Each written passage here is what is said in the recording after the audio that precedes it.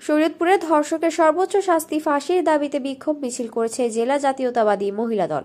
পাশাপাশি নারীদের নিরাপত্তা দিতে ব্যর্থ হলে স্বরাষ্ট্র উপদেষ্টার পদত্যাগের দাবি জানানো হয়।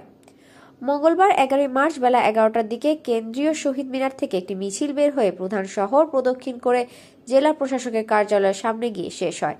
বিক্ষোভ সমাবেশে বক্তব্য রাখেন সদর উপজেলা বিএনপি সভাপতি সিরাজুল হক মোল্লা, জেলা মহিলা দলের সভাপতি আল আসমাউল হুসনা সহ অন্যান্যরা। এ সময় তারা মাগুরার 8 বছরের শিশু আসিয়ার ধর্ষণকারীদের দৃষ্টান্তমূলক শাস্তির দাবি জানান। মহিলা দলের সভাপতি আল আসমাউল হুসনা বলেন, প্রশাসনের দুর্বলতা ও শিথিলতার কারণে ধর্ষণের পরিমাণ বেড়ে গিয়েছে।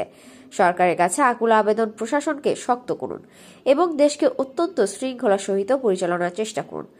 বাংলাদেশে অর্ধেক জনসংখ্যা নারী। এই নারীদের যদি আপনারা নিরাপত্তা দিতে ব্যর্থ হন, তাহলে প্রশাসনিকভাবে আপনারা ব্যর্থ। সেই হিসেবে স্বরাষ্ট্র উপদেষ্টার পদত্যাগ দাবি করছি। অবিলম্বে স্বরাষ্ট্র উপদেষ্টা পদত্যাগ করে তার স্থানে ভালো যোগ্য স্বরাষ্ট্র উপদেষ্টাকে নিয়োগ করা হোক। সদর উপজেলা বিএনপি সভাপতি সিরাজুল হক মোল্লা বলেন, মেয়েরা আমাদের মা ও বোনের জাত। মেয়েদের যারা নিপীড়ন করবে, মেয়েদের যারা ধর্ষণ করবে, মেয়েদের যারা উত্ত্যক্ত করবে, তাদের নতুন আইন করে ফাঁসির আওতায় এনে দৃষ্টান্ত স্থাপন করা হোক।